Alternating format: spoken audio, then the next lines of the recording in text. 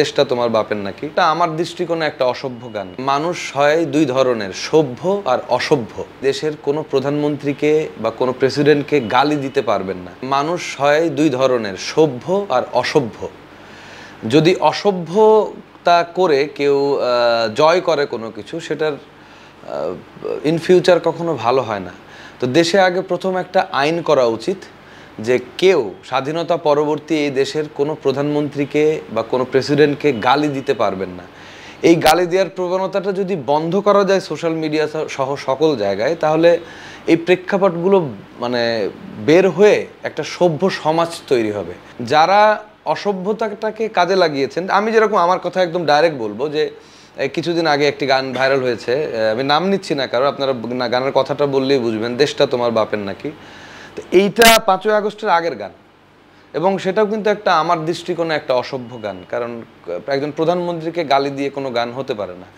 এখন যদি আমার দেশনায়ক, যে কোনো আমার দেশনেত্রী খালেদা জিয়া, আমি জিয়াউর রহমান বা তারেক রহমানকে নিয়ে যদি কেউ গালি দিয়ে গান করে, সেটা কেমন লাগবে আপনার শুনতে?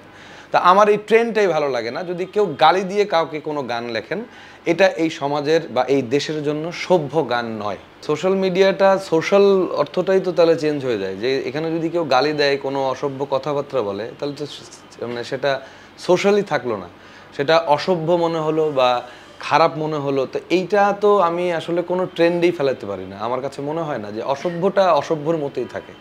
গালি দিচ্ছেন, এটা কি সভ্যতার মধ্যে পড়ছে?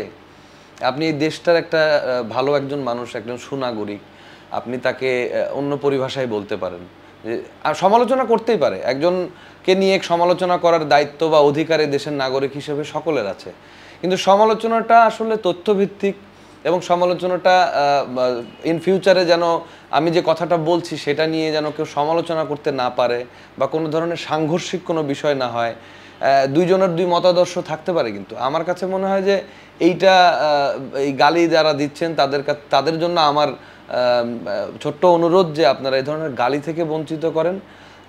কেউ যদি কোনো ভালো কাজ করেন, সেটার জন্য আপনারা প্রশংসা করেন। আর যদি কেউ ভালো কাজ না করেন, খারাপ কাজ করেন, তাহলে কেন খারাপ কাজটা সে করলো সেটা নিয়ে বিশদভাবে বলেন।